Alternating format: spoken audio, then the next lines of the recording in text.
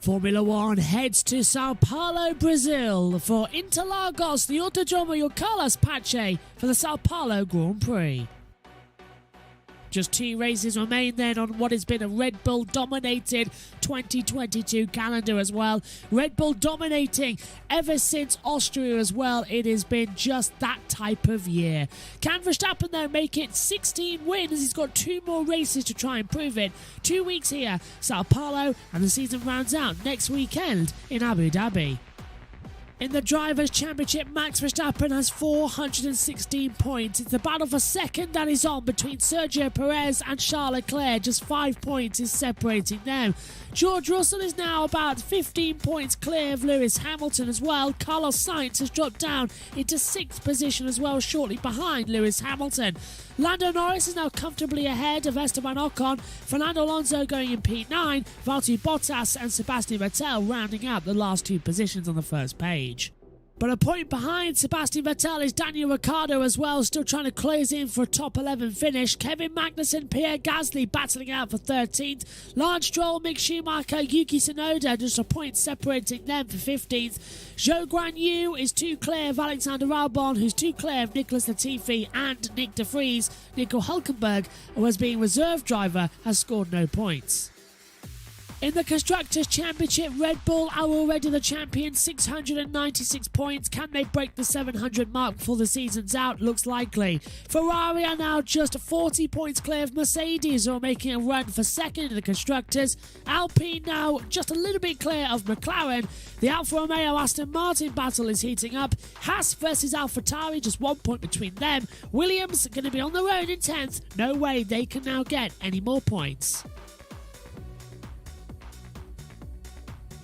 It's the 2022 Sao Paulo Grand Prix, and this is first practice.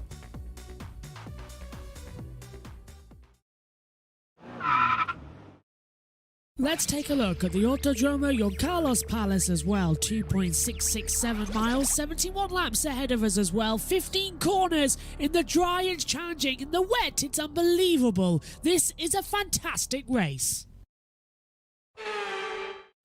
It's important to get a good run out the last corner then as you run uphill towards turn number 1 and 2, the Senna S. Hard on the brakes then, flick to the left, downhill, back on the accelerator as you come round the Curva do Sol, a long sweeping left-hander, down the back straight then towards Docina de Lago as well. You've got open up your DRS, slam on the brakes about 50 metres to go, flick the car into turn 4, use the exit curb a lot and then flat out up the hill as well towards Ferradura, 6th gear corner for turn number 6.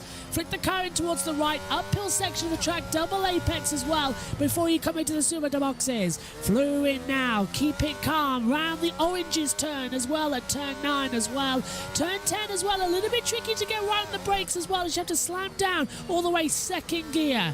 Into Magula then as well as you drop downhill dramatically towards Junção as well. Up through 7th gear, drop down to 4th gear, flip the car in again to the left and then back up now towards the last corner. You're flat out rising 6th gear, 7th gear, 8th gear as well. Flat out with the DRS open as you come across the line. In the old days you used to cut across the pit lane entrance, now not needed to, and that is a lap of Interlagos.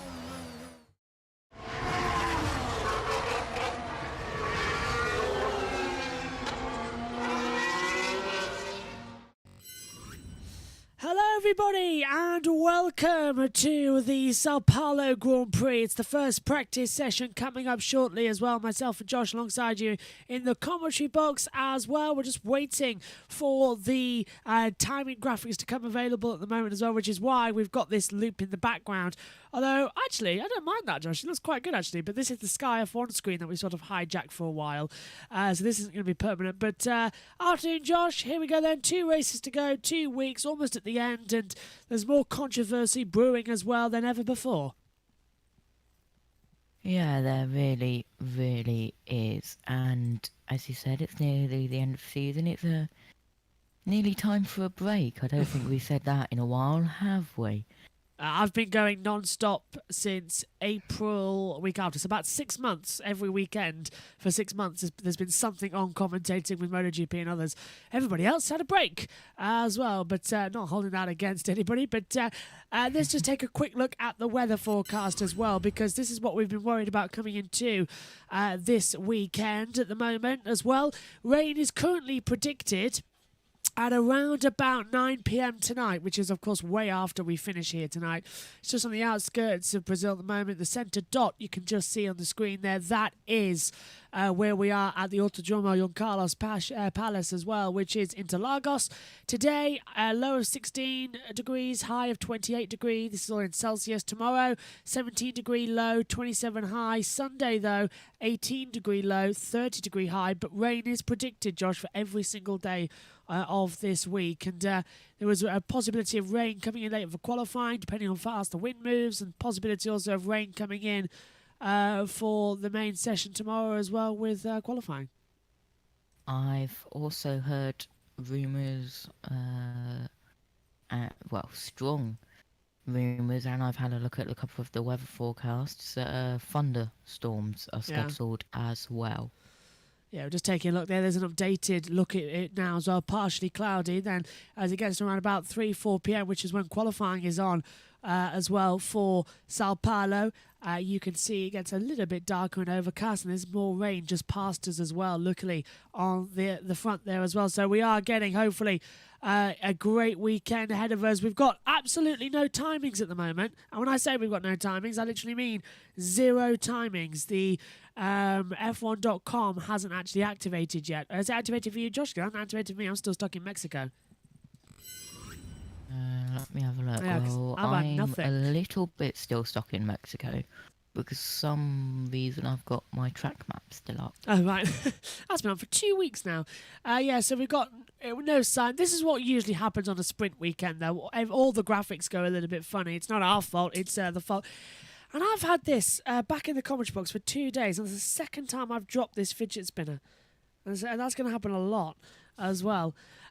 Because I used to have the white tag, but my thumb started to get a bit of problem with it, so I've been told, please use something else to distract yourself in the commentary box. So I got an old fidget spinner down.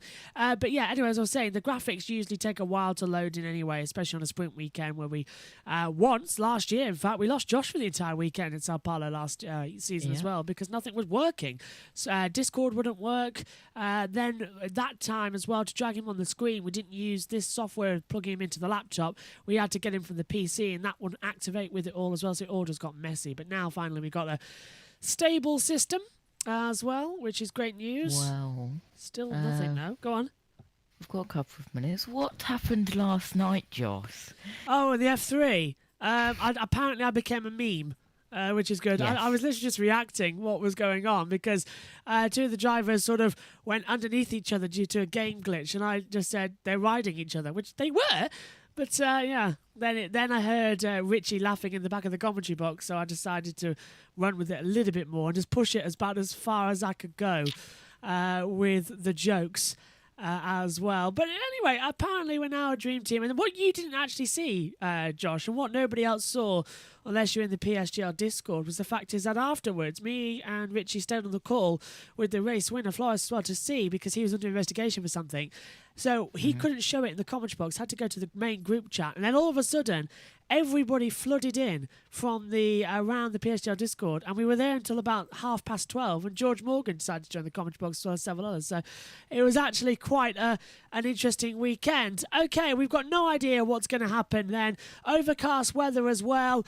This is your times for the weekend. Practice 1 is now qualifying. That's underway 6 p.m. As well when the session is go. 7 till 8 we are underway for that. There's free practice 2, 3:15 tomorrow, same time. Sprint race as well, that's from 6:45. The main race though is 4:30 on Sunday. Okay, here we go then. It's time for the Brazilian Grand Prix to get underway here in Sao Paulo. Let's head up to the commentary.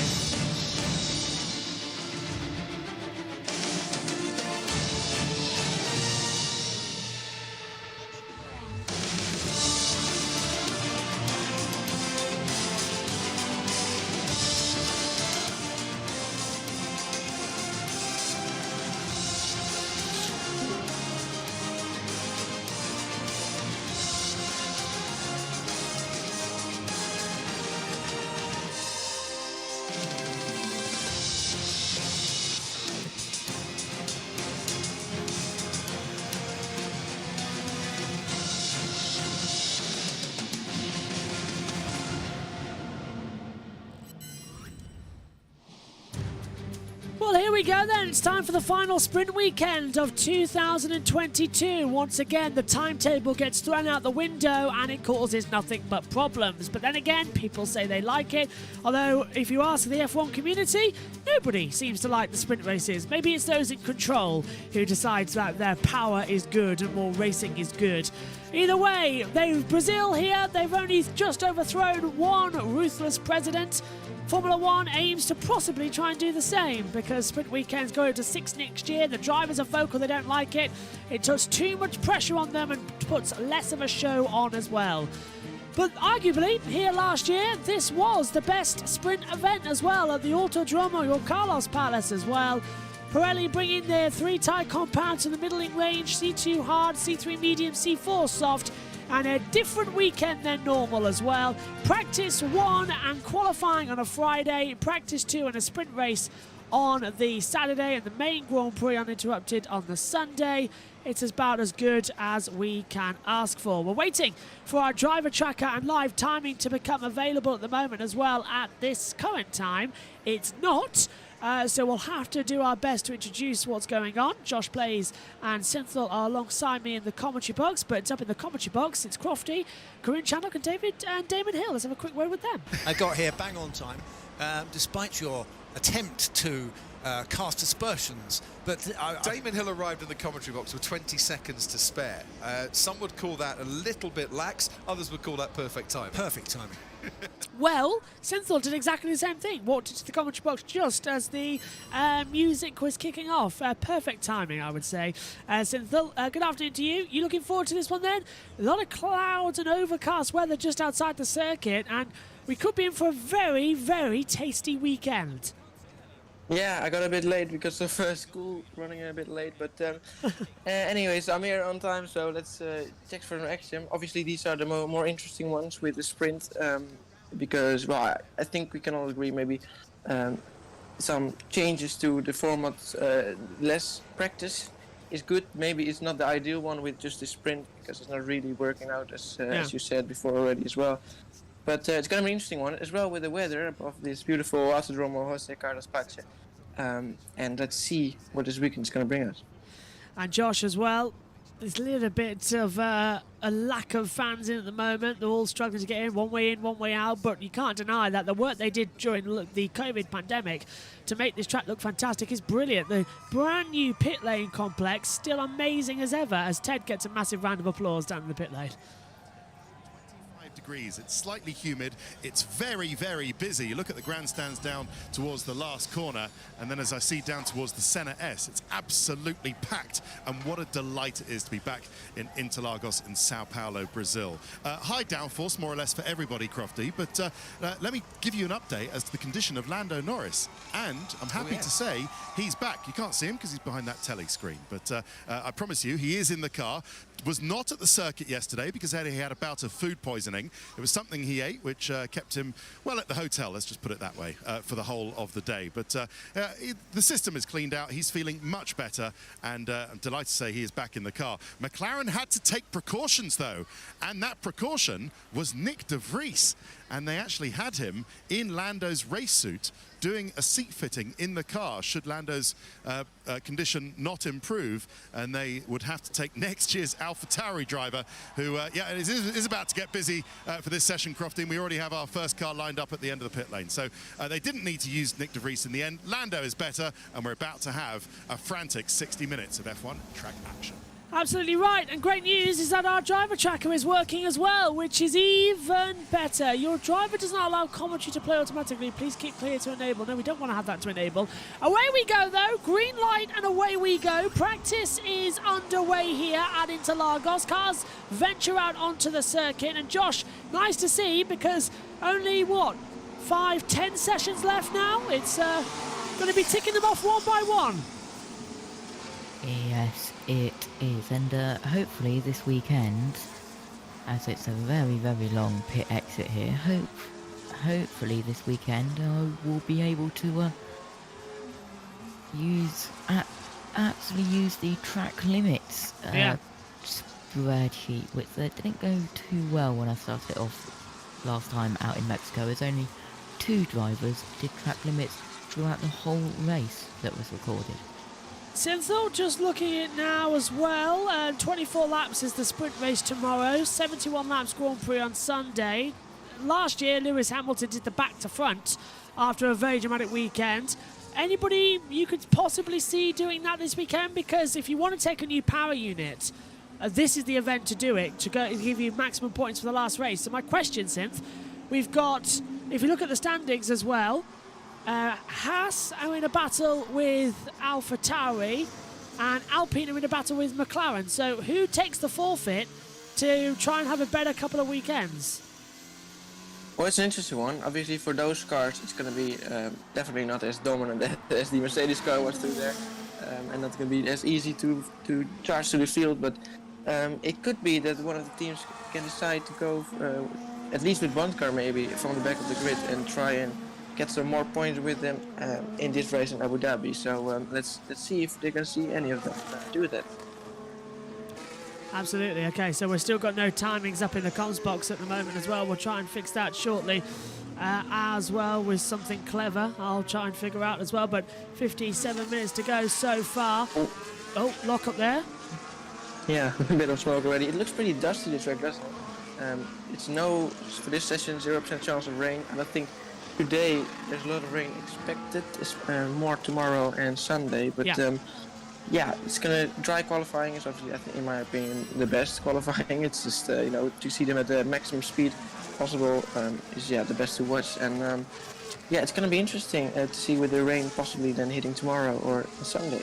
Yeah, we're just having a look at the weather forecast now actually on the screen as well. For those of you watching along with us on YouTube, as you can see, rain is predicted tonight between 7:30 and 9 p.m. as well. But it's sort of blown over from where it was earlier on in the day as well. So we've got quite lucky. But you're absolutely right, Synth, as well. Rain predicted Saturday and Sunday. Josh will be keeping a cross on that. And I've got to thank Tom Dillon for sending me over these graphics as well that we can implement on the stream. It's even better coverage. Okay, drivers and starting lap times as well. Hopefully our driver tracker and timing monitors will kick in shortly, but at least we've got a tracker, not anything else, as they come back through. Literally, it feels like it's all failed. I don't know what's happened there. Verstappen's at 19.038 in the first sector. That's immediately been beaten as well. Oh. And he goes off wide and down at Tessiga Delagercent as well. That Red Bull not looking happy out there today. Yeah, well, he didn't have a good start to the lap at all as well, because he let one of the Alfa Romeos past after the. Well, it's not really the final corner, is it? It's where you go onto the straight. I think it's Junchao, is it called? I think. Not really the final corner, but it's the most important corner I can think of this circuit. But that's when he, after the corner, he let one of the Alfa Romeos pass, which cost him some time on the run up the hill. But yeah, going wide through turn 4. I'm not sure what happened there. Maybe a bit of luck. I'm going to see it now. I think he saw Lewis Hamilton there. Jumps out of the way then, if that is the case, as they desperately try and keep through in this session. This is it. Down to Tessiga Delagercent. Talk us through it, Synth. Yeah, so he's going towards turn 4 here. A bit of a luck up maybe. No, yeah, difficult to see from here, but just a lot of understeer. I couldn't necessarily see a big luck up maybe from the outside. No, not really, is it? Just a lot of understeer through turn 4. Not sure. He's practicing his strategies for Sunday. Yeah. Well. Well, I'll take that. See that again. I'm just logging into F1.com so we can get an actual driver tracker. So apologies if our camera breaks up a little bit. That's why we've gone to the battle screens at the moment. It's Perez on top, 114.616. Hamilton second as well. Third for Magnussen. Gasly fourth as well.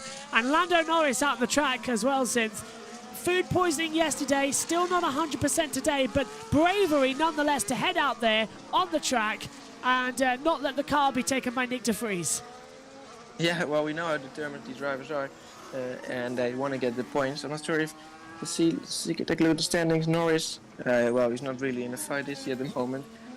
Let's see, Ocon is behind him with nearly 30 points, and Sainz ahead of him more than 100 points. So he's not really in the battle that much, but, well, he obviously wants to race. He's the only driver, apart from the Red Bull, Mercedes, and the Ferraris, who got a podium this year. Yes, that's true, actually, yeah. Lando got a podium earlier on in the season, didn't he? Fast laps 3, podium 6s. As well as Max Verstappen doesn't, it still goes top now, 114.140. We're about to have the ability to show you the timing screens thanks to F1.com because our T feed isn't working at the moment, which is always a good thing. Shocked. Yeah, I know. We should have anticipated something going wrong in the first practice session, shouldn't we? Well, But, the driver tracker on the it's app working. isn't working too Oh. good for me as well, is it? refresh it and it works. Well, okay. I'll tell you what, let's see if that actually does it then, because I've just refreshed the page. If it works, I'm going to be so angry. Yeah, okay, there we go. It's working again now. Oh, well, that's just disappointing. Okay, right, there we go then, everybody. We're back with full times. Brilliant, okay. So, Verstappen's on top with a 1:14.104, and correct me if I'm wrong, has Valtteri Bottas just done exactly the same time? He has! Bottas has just done identical time to Verstappen to the nearest thousandth of a second. I need to take a little lie down from that. That's unbelievable. 1:14, 1:04. It's always crazy when that happens. It's just hard to think about it because it's quite a long circuit they're doing. Yeah, it's incredible they just get the same lap time unto 1,000. You can't time it. You can really, it's just nearly impossible to do. Well, we're back up and running then, which is great news. We've got everything sorted up in the comms box as well. So only took 8 minutes and then the T feed burst into life. Let's hope it stays like that for the rest of the weekend. 52 minutes and 44 to go in this session. Alexander Albon, 20th at the moment, just circulating now on the medium compound tyre. Verstappen's in the pit lane, so is Perez and Stroll. Everybody else is diving out there.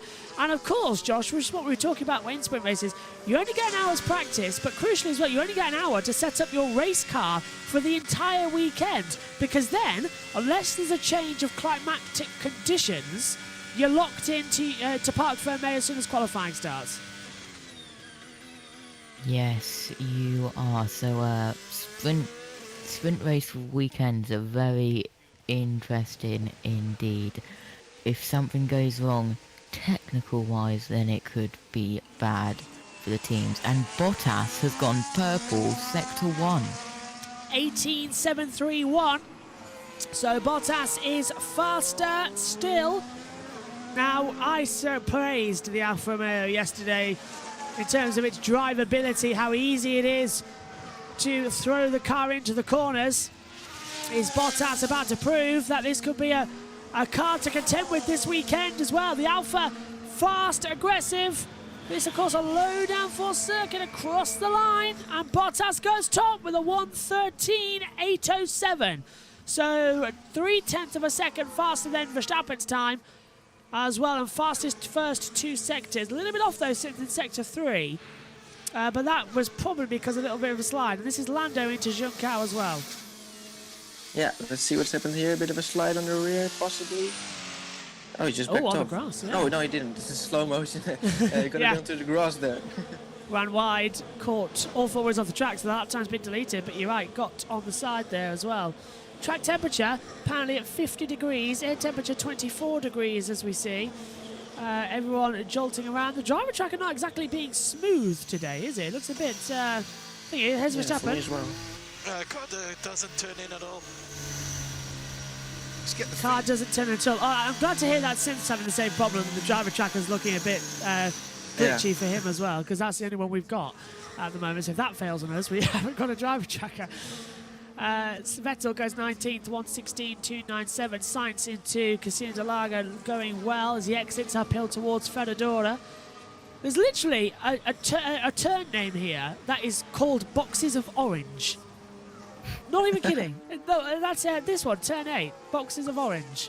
And then loops back round turn 9, because of course Interlagos, between the 2 lakes, it used to be an orange farm back in the day. Why does it sound like a kettle? I know, it's weird. One ball with a Ferrari of Sainz. That turbo whine is just... Yeah, like, it's like the kettle's boiled. Yeah. Yeah. The way I describe it is, you know those camping kettles, and, Yes. and when it's done boiling, it has that whistle on it. What do you mean camping kettles? That was like... We had a kettle like that for ages. Yeah. My nana had a kettle like that for ages as well. Loved those sounds as well. Verstappen goes top, 1:13.646 on the hard compound tyre. Ocon goes third, 1:14.358 as well. As that's the medium red line there, and sunny. So that's the cloudy one with the new and a little smiley face as well. Sid, that's always nice to see. It's getting quite overcast. Everyone is in the medium in the hards now, so they're all maybe. Oh, Sainz packed up. Is it because of Magnus? I'm not sure, but yeah, a lot of maybe some race strategies trying to go on here. Yeah, it's going to be interesting for qualifying later on if they're going to gamble for a wet setup. I think that somebody's got to. Once again, I always want to draw this in, but look at the weather forecast. It is rain predicted quite a lot over the next coming days. So, yeah, there's always something there. And this was Sainz getting held up by Lando, and Sainz hit the gravel, the grass gravel area. So that's Lando dawdling on the racing line. And I've never seen such action in an opening part of practice before. Let's hear from the start of the radio. Super dangerous from the McLaren. Yeah, Carlos Sainz, of course, got his first ever podium here in Formula One back in 2019, racing for McLaren as well. Got in 3 hours after the end of the Grand Prix, won the podium with his team instead, with cans of Heineken, because it was Lewis Hamilton's penalty after spinning round Alexander Albon. Yeah, Sid, we were just saying that this is getting a bit dangerous out there. It's like everybody's forgotten how to drive. We've had 2 weeks off, and now everybody's blocking into people again. Yeah, well, it's a relatively small circuit, and all 20 cars on track, all trying to do their own strategies, all trying to do their own programs. So it's going to happen that people are going to be blocking each other. I think it's more going to happen this practice session compared to qualifying, to be honest, because it's just now everybody is trying to get as much data as possible before qualifying. 47 minutes, of course. Then we've got a 2-hour break until qualifying. Qualifying's underway 7 p.m. here in the UK as well. Finishes at 8. I'm very much looking forward to it. I'm going out this evening after as well. Very much needed. I've been stuck in all week. Very much looking forward to being let loose outside as well. Although I'm going from one garage to another garage as well, because my friend has got a big projector in there, and we're going to go play some Xbox or PlayStation 5, whichever one he's decided to bring down as well. We've got another one, by the way. Joe and Leclerc got the exact same time as well. Oh yeah, let's take a look. There's Bono, I was going to say. Gasly goes 9th, but where is that? I've got to remember my buttons now. Button 9. There we go. Look, we've got as the time has reset itself to 59 minutes for some reason, so ignore that. There we go. Yeah, it's trying to reset itself. So TV's having a right mirror at the moment. Lewis Yeah, having that honour. I got reprimands for something worse than that. I mean, I don't listen. Science is desperately Wasn't too calling. bad. Yeah, it wasn't that bad. So who set the same time again? Joe and Leclerc are P6 and 7. Yeah, there we go. It's a 1:15. So it's a 1:14.667 for the pair of them. So they're exactly the same time. This is Lando Norris again, dawdling on the racing line, right in the way as Carlos goes through. But I think we've got to mention actually here, these two are best mates. It's Lando Norris and Carlos Sainz. That's just twigged with me. They're the best mates in Formula One, and I don't think Carlos knows it was Lando. Yeah, but there was room. So I mean, it was a bit late, but there still was room. I think. Sainz is exaggerating a little bit there, but There's Jesus. Apparently he tries to get Norris a reprimand for that. Let's hope he doesn't get a reprimand. That was just a normal one in a practice session. We just saw Jesus on the screen, of course. Space Jesus, they call him, isn't it? Antonio Giovinazzi, former Dragon driver in Formula E. I think he's been let go then for the following season as well. He's back to being the reserve driver for Ferrari, Alfa Romeo as well. And Haas as a reserve driver, although he can't be getting as many seats as what Nick de Vries has had. He's got 4 overalls now. He's had a seat fitting at McLaren just in case Lando's ill after practice one. He has to take over for qualifying the rest of the weekend. He's raced this year for Williams in Monza. He's tested for Mercedes twice, and he's tested with Aston Martin twice, as Verstappen does a 1:13.575, and he'll get a 5th seat as well, Synth, because he'll do the post-season test in the AlphaTauri. So this year he would have driven 5 of the 10 Formula One teams. That's insane. Yeah, that's incredible. That's another record which It's unlikely to be broken again in the future, so that's pretty funny. There's only one seat which is insured right now at the moment, isn't it? It's Haas. Yeah, it's But Haas. it looks to be Nico Hulkenberg, right, to replace Yeah. Mick Schumacher next year. This was obviously the circuit where he could have won in 2012. No, 12, was yeah, it? yeah, 2012. He got pole here, of 2012, course, yeah. in 2010. I remember. Yeah, as well, indeed. Go on, Sid, sorry. Yeah. Yeah, indeed as well. Yeah, pole position in 2010. So, but yeah, this was where you would have probably won, or at least gotten a podium, which is what he's still looking for. But yeah, but then he crashed into Lewis Hamilton. So that was pretty unfortunate. That would have been his first and only podium, but now he's still got 0. Lord Mikis there, the head of Ferrari Clowniversity, as well as they come back through. Yes, head of strategy, I should say, at Ferrari, but then again, they don't have one at the moment. We're going to go over to Battle Screen because F1's on an ad break, which means we have to look at the T feeds and the pit lane channels to keep an eye on what's going on. But interesting enough, a little thing, back in 2010 for the Belgian Grand Prix qualifying, I was actually commentating with my sister, but here's a controversial thing. It's not the sister you were thinking of. It wasn't Megan. In qualifying, I was commentating with my eldest sister, Kellyanne, who was there for the week, and she was in Grimsby for the week.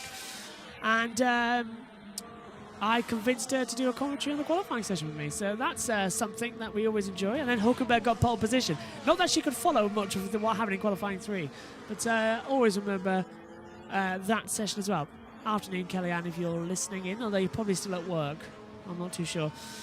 Again, I do know you work from home with your accounting, so I don't know if you're listening in or not. But anyway, hello. See you later as well. Back to the action then. As we see, Sainz coming across 5th at the moment into Sia Delago as well. It does sound like a kettle. It honestly does. It's getting a bit bad now. Well, from the sound only, we immediately recognize which car it is. Yeah. We're learning quite well on what's happened. There we go. Yeah, little freeze. But yeah, we're learning which car's which by the sound. So Ferrari's engine sounds like a kettle. Mercedes sounds like a low grunt. And Red Bull's sound like it's taken a bit too much cocaine. Which is probably where their budget went, to be fair. In the cost cap.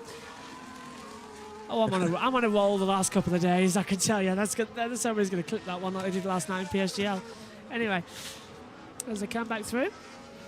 Sainz is 7/10 down at the moment. Sainz actually gone 5th on a 1:14.567 was his last lap time. You can see appearing on your screen. Nicholas Latifi, Zhou Guan Yu also out there. One thing I do love about this Interlagos track is because it's so small, the driver tracker's more zoomed in, so the names are bigger for us all to see. That's what I love as well. It just looks so much better.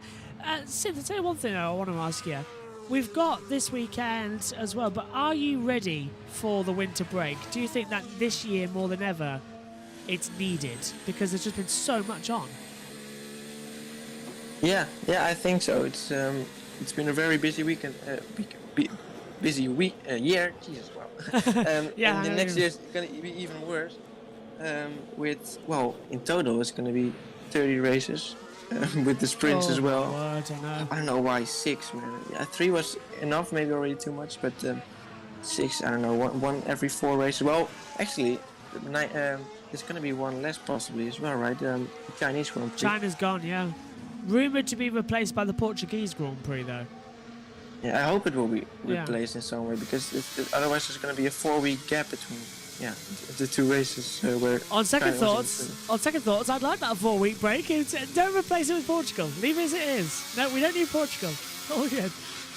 Now, I'm right with you, Cynthia, actually, as well. We need that break. Josh, what do you think? Portugal back on the calendar, or should we go somewhere else before we start the European season?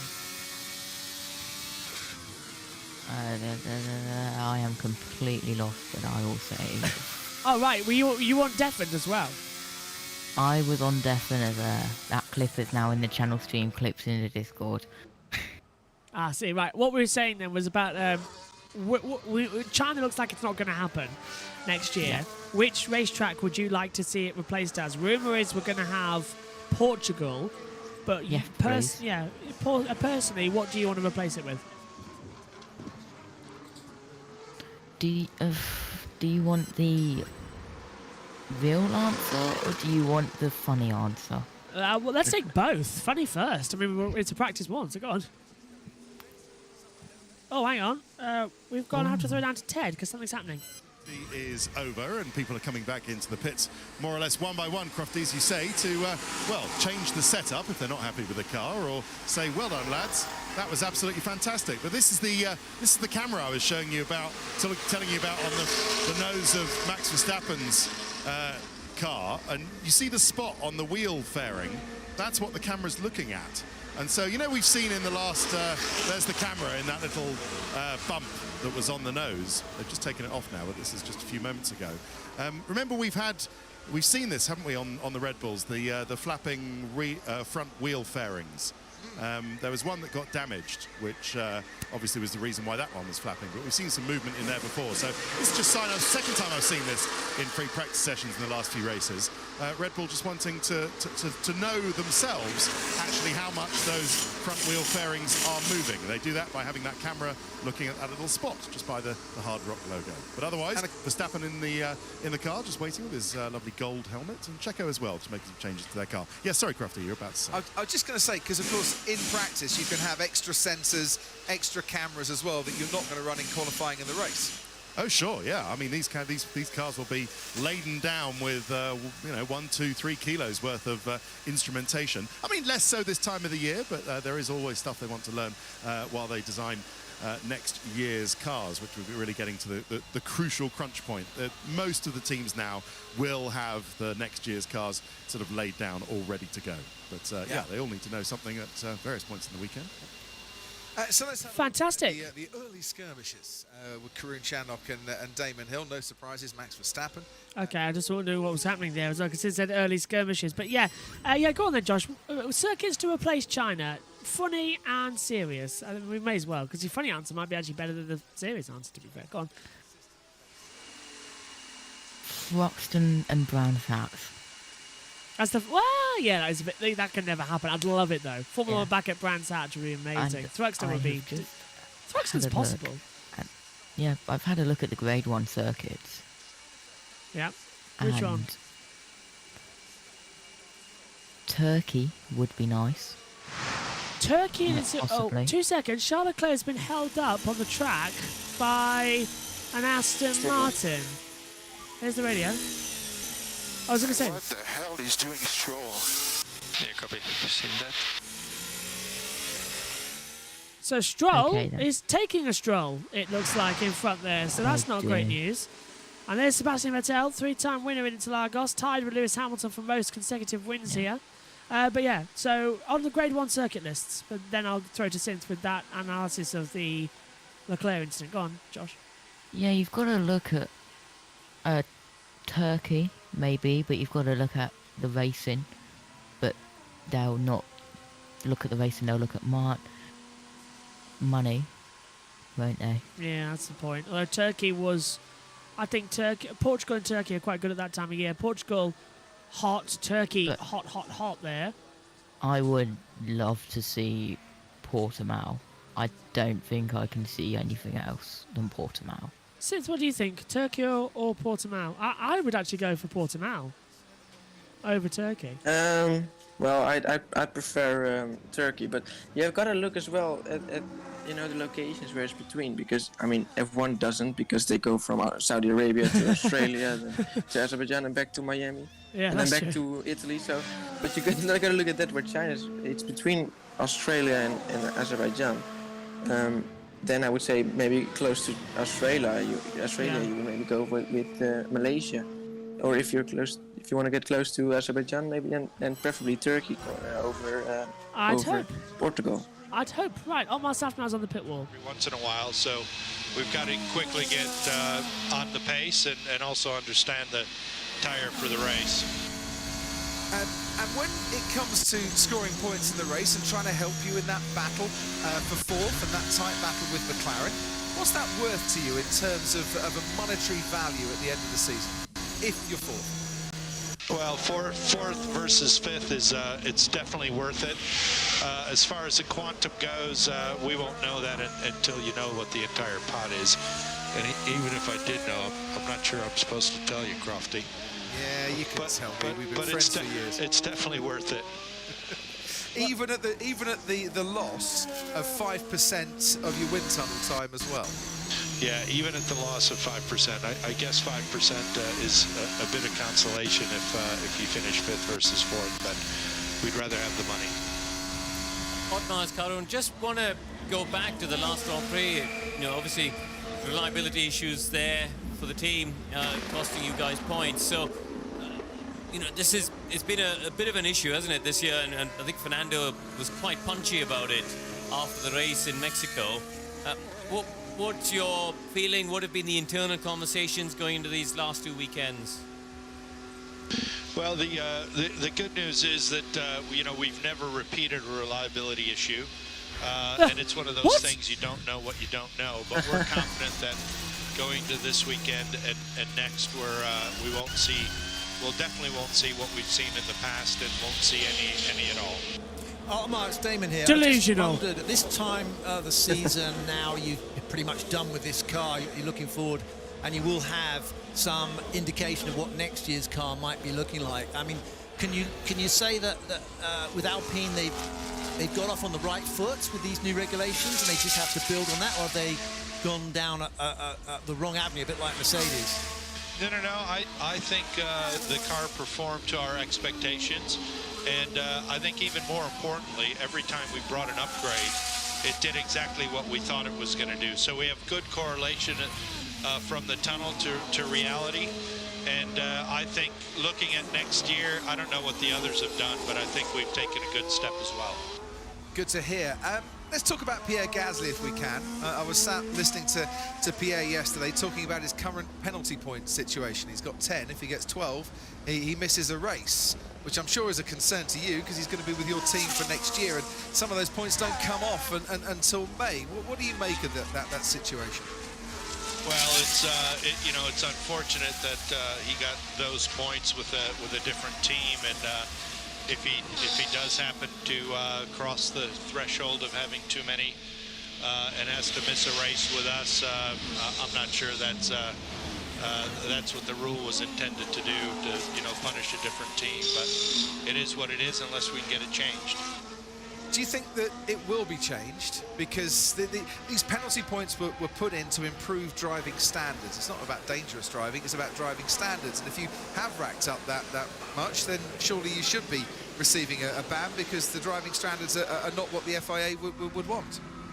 Yeah, but who are you really punishing? Are you really punishing the driver or the team?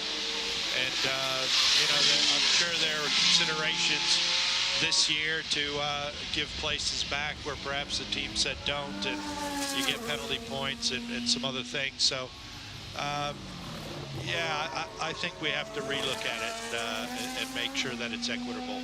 Yeah, I get what you're saying. It's like other sports, isn't it? In football, you rack up a load of yellow cards, you get a one-match ban. Sometimes it's for a dangerous tackle, sometimes it's for throwing the ball away. And if your player gets transferred, the points go with him. Yeah, I think that's wrong too, Crofty.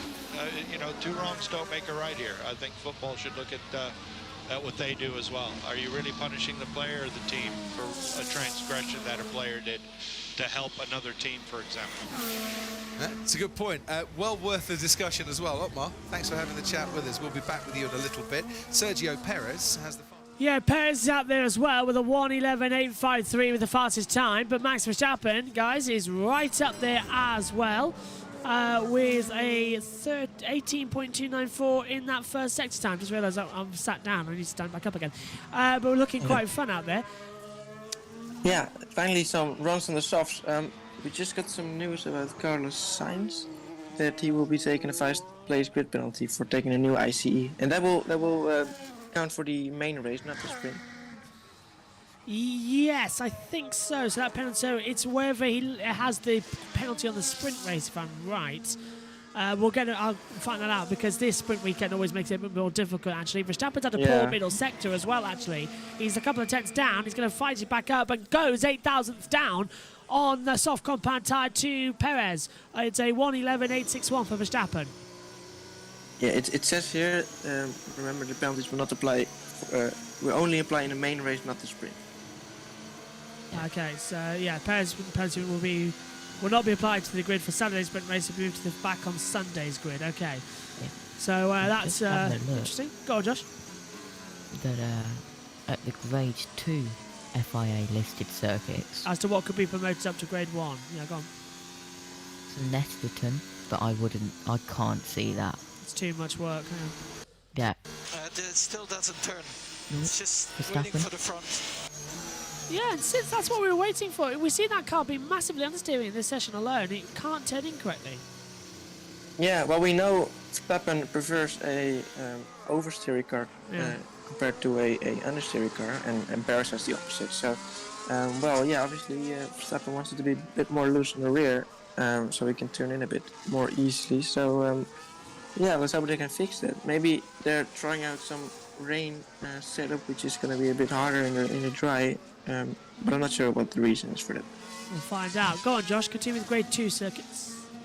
A couple of tracks that I could see being rebuilt to Grade 1. Donington.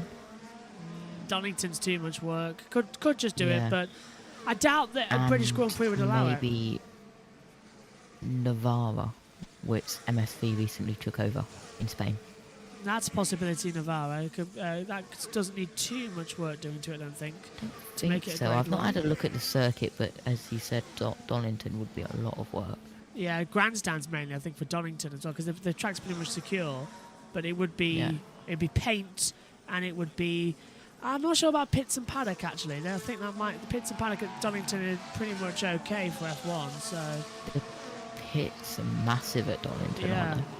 So it's mainly just popping up some grandstands. But if Paul Ricard can do it, I'm sure Donington could. So a European Grand Prix, 4th round of the season in 2023.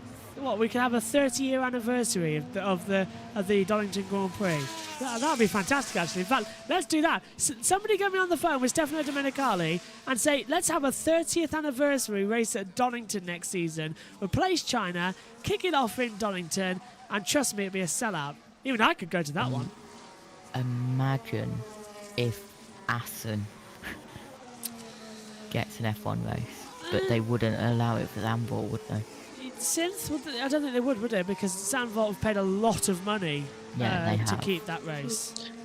Yeah, it's very unlikely that we will have 2 races in the Netherlands. So, yeah, I think it's going to stay with Zandvoort only. I'm literally just saying names and just letting you decide. Yeah, I think Donington's the best one as a Grade 2 circuit that could come up because there's not much work that needs doing there. It's pretty much okay, and if we can race at Mugello, I think we can race at Donington. So yeah, Mugello's a possibility as well. Thinking about it, as a racetrack that can come back. I don't think they'll do the Nürburgring again because that was too much hassle as well. So I think Mugello could be possible for the Tuscan Grand Prix because that would be around about a month before MotoGP go there. It's warm at that time of year, so that's a possibility. So look, we've got ideas of what could happen. Let us know in the chat, where do you want Formula 1 to go as well. There's confirmation. It's a 5-place grid penalty for Carlos Sainz. A 6th replacement of an internal combustion engine as the ICE has gone over them by 3 already this season. So, Synth, question for you. 22 races, they've had to take 6 engines. Why are we still keeping it at 3 next year when it's going to be 30 races? Why are we increasing it to at least 4 or 5? Yeah, I have no idea, to be honest. And the bad thing is that the penalties will probably all be at the same races. That it's going to be all confusing and stuff. Because if you have one car which is to start from the back, it obviously gives some more excitement, of course. But yeah, I think they should definitely change it because we're getting more and more races. Yeah. And more points on the board, more time that we could lose it. I think, what if we're in a title fight? Like last year, saw Lewis Hamilton was already taking a grid penalty. Then he was thrown right to the back of the grid for Verstappen touching his rear wing, and apparently the rear wing failing the ride-out test afterwards. And Mercedes said, well, Max touched it, all that lot. Then Lewis came back over the course of 2 races and got the victory as well, which was a massive surprise and a great Grand Prix in Sao Paulo. And also, this is the last race that will be called the Sao Paulo Grand Prix. We understand from next year it will be back to being called the Brazilian Grand Prix. even though It's really weird. yeah, it still is the Brazilian Grand Prix because the hashtag is Brazil GP, but it's because of that.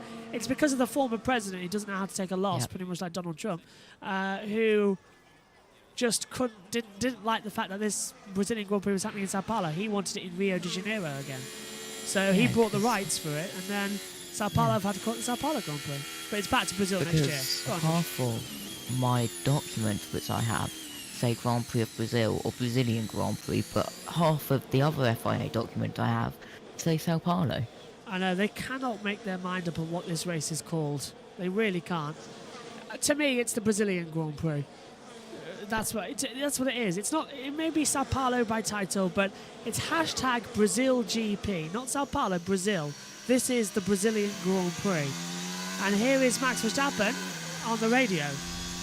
Which corners in particular, Max, for the worst at this stage?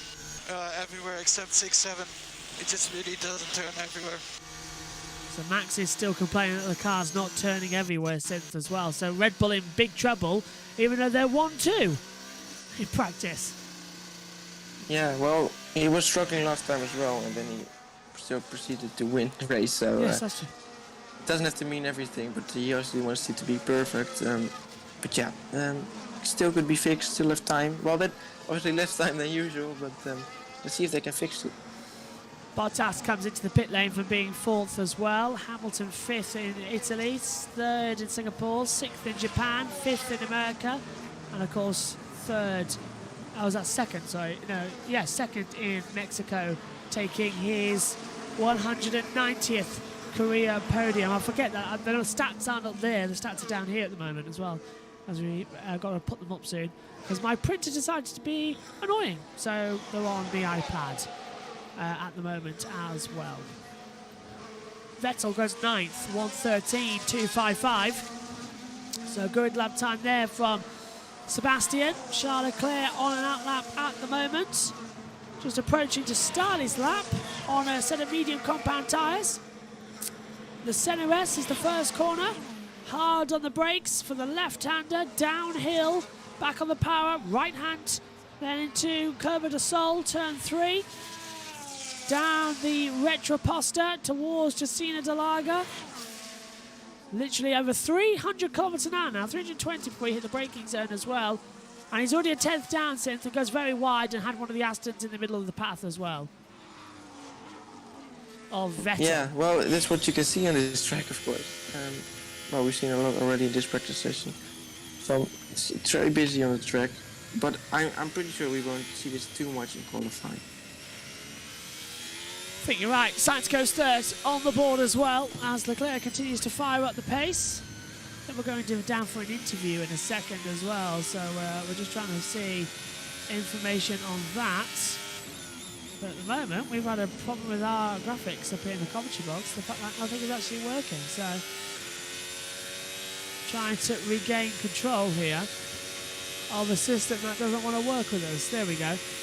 Leclerc, fastest of all second sector, crosses the line. Leclerc goes 4th, 1:12.349. In towards turn number 1 as well, as we've synced back up our timing screens now as well.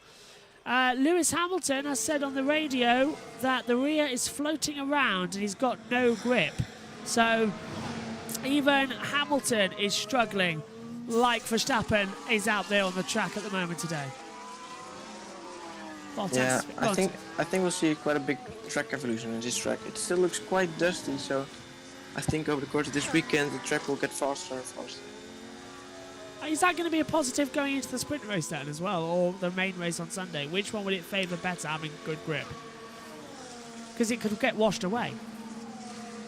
Yeah, of course that's going to be a thing, the rain, but for qualifying later on, that could be crucial, because then you're going to be be wanting to be the one that's going to be setting the last lap, because then you've got the best circuit. So yeah, it's going to be an interesting one, but it's still a quick track, so it's not too big of a difference we see compared to what we've seen with other circuits. But I think still you're going to be trying to be the last one to set the lap time. To take a quick look at the weather forecast, as Valtteri Bottas is coming to the line. He's 5th at the moment, and he's set a poor middle sector and doesn't improve on time or position. Here's the weather forecast then. This is right now as well at 4 p.m. in the UK, so local time over there as well. And at the moment, the track looks okay, no rain, but we've got a big cloud coming in as well. Around about 20 miles away, I would say. Big rain cloud coming in as well. So there's still a possibility of rain hitting the circuit today. And it's blowing in actually, Josh, at 0.8 of a mile per hour wind speed as well, coming from certain areas. So we could get some rain still. Yeah, we could, and if the speed picks up, we could definitely see a little bit of rain for qualifying, and I won't be surprised if we get a little bit of rain for qualifying, to be honest. Synth, what do you think? I'm just looking at the world feed at the moment. It looks like there's a lot of smog and fog over the main city of Sao Paulo. That rain is sort of starting to blow in, isn't it? So, do you reckon a wet quali is likely or dry quali now? Because everyone's looking a little bit worried on the screens. Well, one thing we know is that we don't know. It's you know we have to in Brazil especially, we won't be able to know until it's time. I think Twitter is going to be helping me out here. Some people say 60% chance for qualifying. So well, yeah, there is a chance, but let's say it's about 50-50. It could buck it down at one point maybe between Q2 and Q3 that we out of nothing have a wet circuit before after Q2. It could happen. We don't know. Personally, dry but interesting quali and a wet sprint. That'll do me. It is saying 40% on F1's official weather. For qualifying? For qualifying. 60% for FP2 and sprint, and 60% for race weather. Ocon was just on the radio there, just talking to the side of it. As they come back through. Yuki Tsunoda, 17th as things stand. 2 tenths down. And if you think free practice 1's turning out to be a little bit dull, free practice 2, nothing ever happens because everyone's terrified of damaging the car before the sprint race because they're in Parc Fermé. Mick Schumacher's just doing a practice start, the exit of the pit lane. You can do that, of course. And he's taken that option. And away he goes now on the rev limiter as well. Tsunoda's 17th as well. Jumps up to P12 on a 1:13.347. And Zhou Guanyu still P9. 1:13.540 his last lap time. As of counting. 16 minutes, 28 to go then in this first practice session. Qualifying coming up later. That's going to be the exciting, dramatic sessions that we're all are looking forward to. Without any loss? Without any loss. Team radios are very quiet this weekend as well. Barely hear them. And they don't pop up actually yeah, on time. I can't. Yeah. I can barely hear them as well. Hopefully by qualifying, F1 sort themselves out and get all their systems back up and running. This is what happens on a sprint weekend for the Formula 1 Heineken Gran Premio di Sao Paulo 2022, or the Formula 1 Heineken Sao Paulo Grand Prix 2022 is what it translates to for us up here in the UK. Previous winners here, of course. Hamilton won in 2021, Verstappen won 2019, Hamilton won 2018. It's a 4.309 kilometre track, 71 laps ahead of us, 15 turns. And at the moment, not much happening out there. There's several of the cars just doing some more practice runs. Mercedes, though, changing some confirmations on the wing of Lewis Hamilton. Charles Leclerc. Something wrong with the car. That's strong. No, this is not good. There is a problem. Yeah, copy that now. So we're boxing this. Stroll's got a problem with the car then. I think we're about to see it on the T feed as well. As Tsunoda starts his lap time. So coming out of Casino del Lago, runs wide over the rumble strips. Anything fall off? Not to me. And then when he comes into the pit lane, he was complaining as well, saying that something was loose on the radio there. So I think we're going to hear it again, actually, on the ward. Something's wrong with the car. Nope, this is not good. There is a problem. So that is a worry then for Aston Martin, guys, when there's not that much time to solve it, and then you're going to go blind into qualifying. Yeah, that's gonna be an interesting one. But maybe it was because he just took a bit too much curb and just felt like something was wrong. Could be easy to fix. Let's hope for Aston Martin it is easy to fix. Actually taking the Ted's car got news. As we see Schumacher. about to come out. The front panels around the suspension are coming off as well. All watched on. I think you might see him in a second by the Formula 2 champion Felipe Drugovich, who's actually one of their reserve drivers. Stoffel van Dorn also being announced as a reserve driver earlier in the week after Mexico. But I can see actually they're looking at the rear suspension, particularly on Stroll's car, for something that see whether something's become loose or detached to give Stroll that particular feel. But yeah, big shout out also to Lance and some of the crew down here at Aston Martin for supporting the Movember campaign. Lance hasn't grown moustache himself, but he has got a little Movember logo on the front of his crash helmet bib, or the chin section. Well, many people say, am I taking part? No, I just can't be bothered to shave at the moment or trim, so it's just staying on that. I probably will have a quick clean, of course, going into Abu Dhabi. Back to you, Sinton, as well. You're on about Schumacher, because he's just stuck behind Perez, actually. I think he's backed off his lap. Yeah, well, he's gone up to 5th place now, which is pretty good. As we haven't seen any shock podiums just yet, it's always been a Red Bull, Ferrari, or Mercedes in P1 and P2. And just only once that we saw a different podium set, that it was Norris in P3. But let's hope we can see it with this time out, with the rain and the sprint possibly affecting it. And if it's going to be anyone, I'm just going to guess and that it's going to be Valtteri Bottas taking a podium this time out. I think you're right there. Bottas looks to be very, very quick. And, of course, Lando's podium came at the Emilia-Romagna Grand Prix as well when he took 3rd position. Let's take a look at the replay then of George Russell coming into the braking zone for the Oranges corner.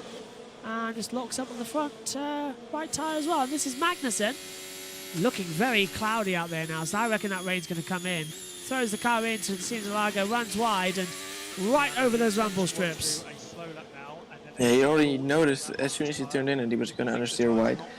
And Russell looking up, I think it's through turn 8, which is also, yeah, we've seen it before already this weekend. So looks like it's maybe one of the more difficult corners to not lock up, so let's see if that's going to be a part this weekend as well.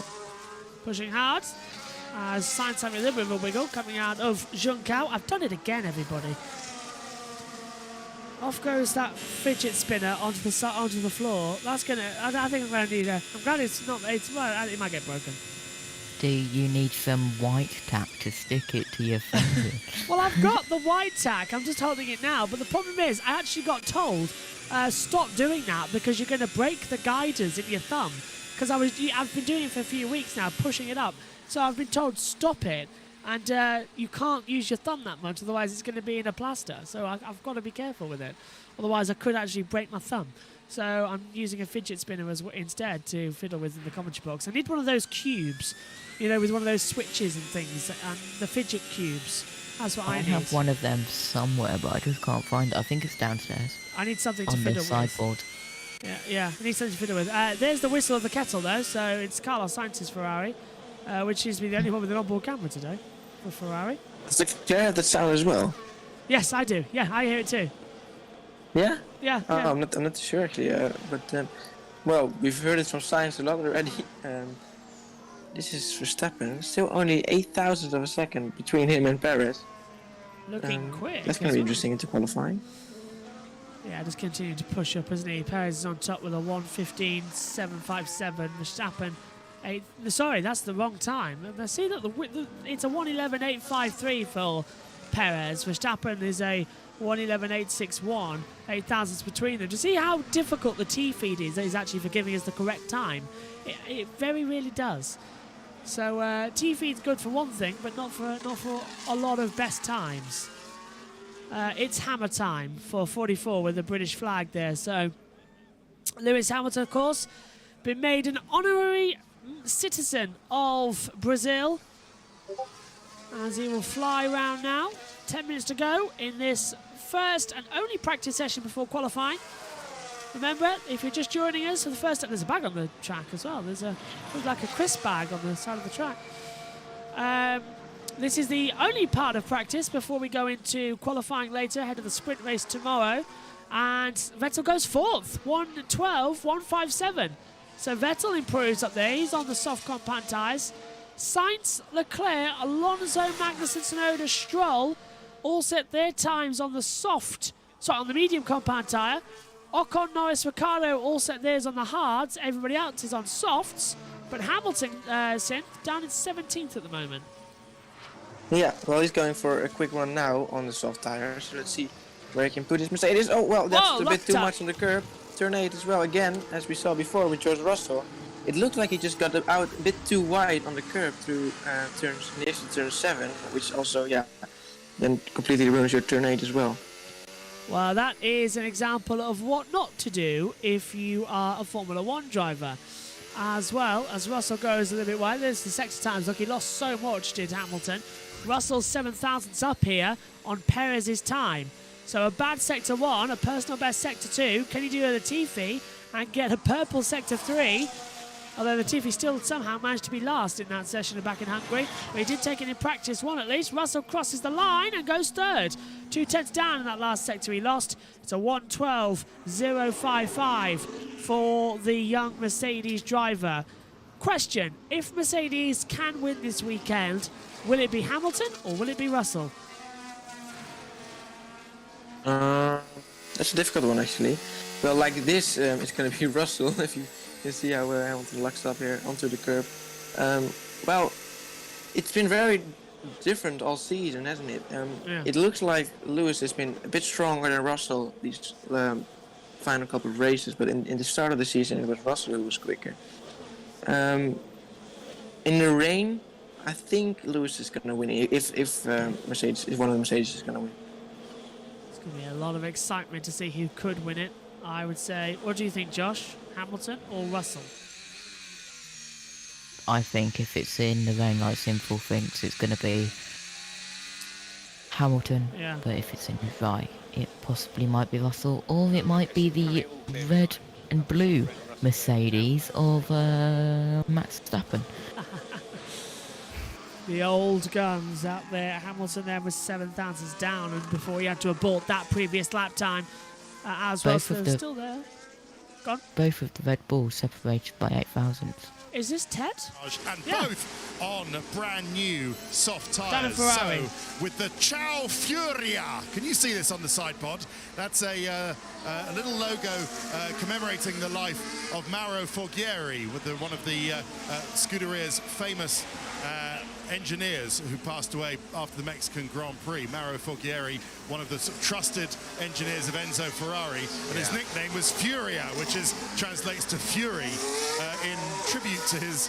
It's what the mechanics used to call Forghieri, because he used to lose it sometimes with them, and his famous fiery temperament. But with that little moniker on the side, the tribute to Mauro Forghieri, let's see what the Ferraris have got in their tank speed-wise.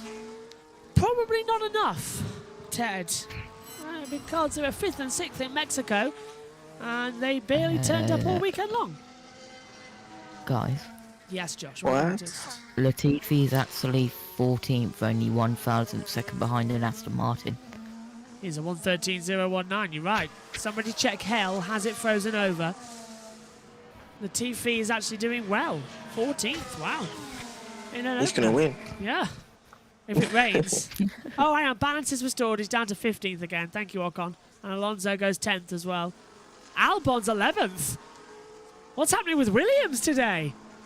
They're really coming up for a shine. It's actually McLaren and Lewis Hamilton who's struggling as well. Norris, Ricciardo, 19th, 20th. Hamilton's 18th. Tsunoda's 17th. So this is coming into fruition then. Let's take a replay of Esteban. Yeah, Ocon. With a bit of a slide on the exit there. Oh, yeah. I saw it live as well, yeah. Hit an orange peel. Let's see, he was just before the curb, but I think he just put his foot down a little bit too early as soon as he saw he was going too wide on the curb. Maybe tried to make up for it. Just sliding around is so... Oh, okay. Yuki's back, everybody. That's a way to say it. Yeah. Sliding I think around. we know who that was. Yeah.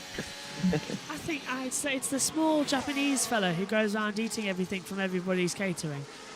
Literally, in pre-season testing, he went to about 5 different different, what are they called? I've lost my track now. He went Hospitality. That's the one. 5 different hospitality units. I think it was Red Bull and AlphaTauri because they were on 2 different levels. Then he went to Ferrari. Then he went to Mercedes. Then he went to McLaren because he was having lunch with all his mates, and it was unbelievable. There it is again. Oh, back in the radio. We need Iwasa next to him. His teammate. Oh, no. Sliding around. Imagine if Iwasa gets into Formula 1 and they collide together. Iwasa in Formula 1 would be insane. Worse than Tsunoda. It would be so hilarious if Tsunoda and Iwasa could fly together. That would be. I want to see that now. So when he get, well, he's a Red Bull driver, Iwasa as well, isn't he? Or is he Prima? I can't remember which one he is. Iwasa's Red Bull driver. So that's fantastic. Here comes Leclerc across the line. Does he go top? 4 thousandths off the back of Perez. Wow! The top 3 separated by 8 thousandths of a second. Lando Norris goes into 15th place. Latifi's back down to 17th. Normal order slowly being reserved. But that is insane. Ferrari seem to have found pace, but only with Leclerc. Well, bring it on. Bring it on. How did he get between Red Bulls? I can't work it out. That's just as close as what we saw back in 1997 with a Schumacher. Red Bull sandwich. Yeah, Ferrari filling as well. Well, Red Bull have got the bread, and then Ferrari have got the horse meat for the burger. So Burger King are happy. Here's Daniel Ricciardo, 20th. He's not going well out there, is he? A lot of sparks, and Ricciardo entering what could be his last 2 weeks in Formula 1 is not happy. Yeah, I think he'll return though, to be honest. Yeah. Many people don't think so, but I think he's not going to be there next year. But I think he will make a return later on. This is not the end of Daniel Ricciardo. Well, I hope not. I can't actually say that, so I know something and I can't talk about it. Anyway, moving on. 9th at the moment. Looking quite good. For Valtteri Bottas. Ex Alfa Romeo driver. Yeah, I know something and I can't talk about it. So, but now we do want to know. Well, I'll tell you 2 after the broadcast. But I'm not saying it on the broadcast because I'm not allowed to. So you 2 will know after. Sorry, everybody viewing, but I can't say it. Here comes Bottas, 9th at the moment, 2 minutes to go. No, it's not that. It's the fact that I got told it and I can't say anything about it. So, yeah. Bottas 9th across the line then, looking quite quick. And it's down on time, so it doesn't even improve on positional time for Bottas. So he lost a lot of time in that final sector being held up as everybody's coming onto the track because you've got to do some practice starts as well at the end of this session. So everyone's coming out. There's Ruth Buscombe, head of race strategy at Alfa Romeo. One of the smartest race engineers I have ever seen in Formula 1 is Ruth Buscombe. Always on top of it. Hannah Schmidt also. And that's why they need Ruth in Ferrari. Yeah, Ruth at Ferrari would be fantastic. She'd win the World Championships, hands down, as they come through. Just anyone else at Ferrari, to be honest. Yeah, Lawrence Meekis is sort of running out of time, isn't he? I think he'll be sacked over the winter break, personally. As they come through. Well, he should be. Should be, yeah. Should have been sacked after the mess at Monaco, to be fair. For what he did to Leclerc. They were winning the race, pitted at the worst time, ended up 4th. And then there's just several other races this year as well. Plan E. What was the highest one we got up to? It was Plan F, wasn't it? I think we got to H or G. Yeah, something like that. So how many backup plans? How bad do you have to be to have so many plans? I know it's that meme, isn't it? To win a Grand Prix, first of all, make the plan. What was it? Create the plan, stick to the plan. Something goes wrong with the plan, throw away the plan.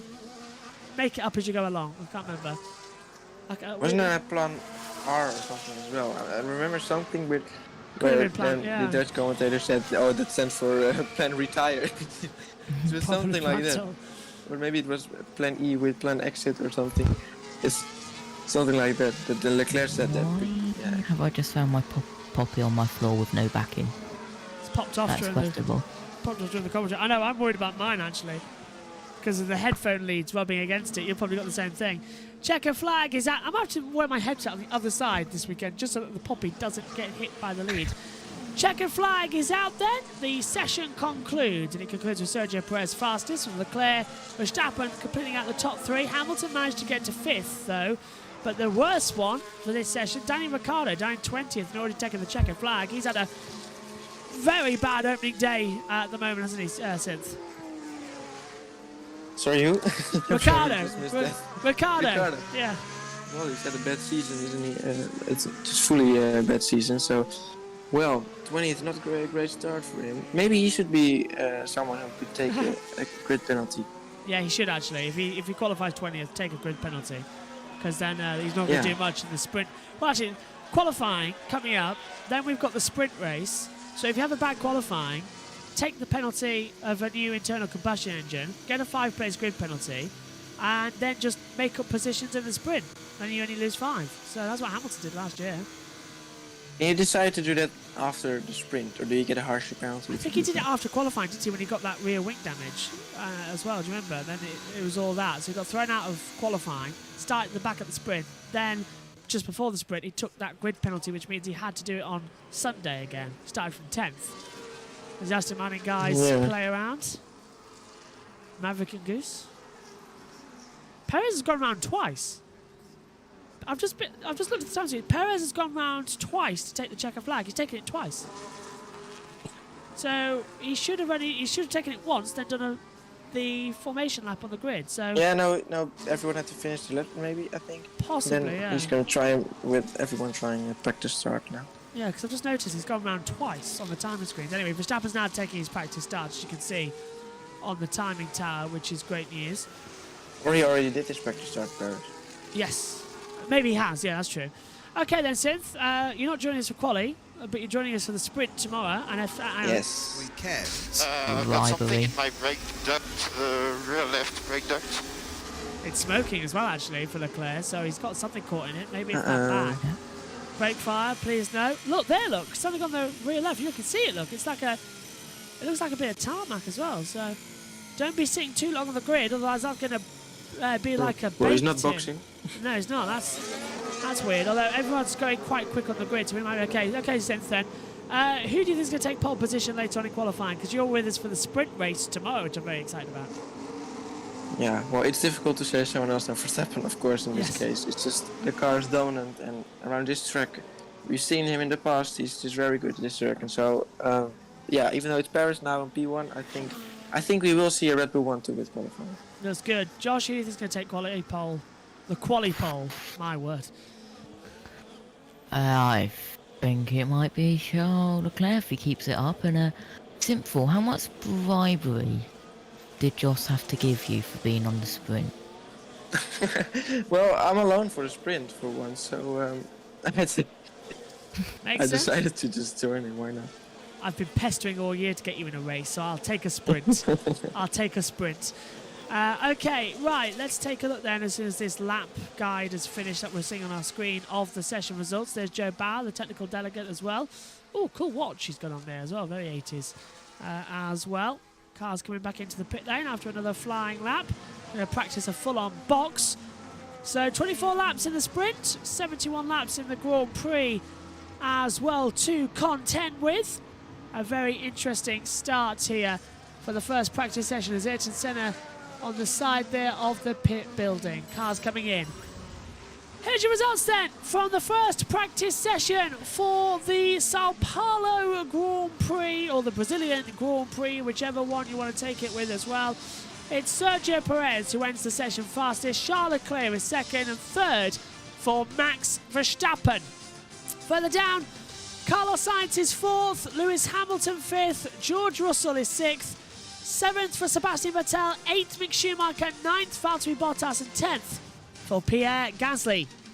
Top 10 separated by 0.6 of a second. Top 3 separated by 0.008 of a second, all setting their time on the soft compound tyre. Second page as well, Fernando Alonso is 11th on the medium compound tyre. Alexander Albon 12th, Esteban Ocon 13th on the mediums, Lance Stroll 14th, Lando Norris 15th on the mediums, Kevin Magnussen 16th as well, Nicholas Latifi 17th, Zhou Guanyu 18th, Yuki Tsunoda 19th on the mediums, and the same for Danny Ricciardo in 20th on medium compound tyres as well. 1.5 seconds separating everybody. Okay, my thanks to Synthol and my thanks to Josh. Josh joins us for qualifying as well later on. Megan will be with us as well for that in a couple of hours' time. We're underway, 6:45 p.m. Session starts at 7 as well. Finishes then at 8. Rain clouds are coming in over the circuit. Let's take a quick look at that weather forecast. Yep, it is a lot closer than what it was earlier. It's blowing in with more chances of rain. Qualifying at 6:45 p.m. then. Join myself, Josh and Megan.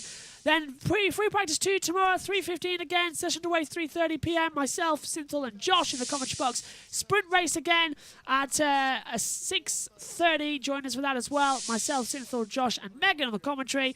And you can join us for the race on Sunday, 4:30. We're on air, lights out at 6 p.m. My thanks to you both. Porsche Super Cups are heading out on the track next as well. We'll see you for qualifying later on tonight. Bye for now.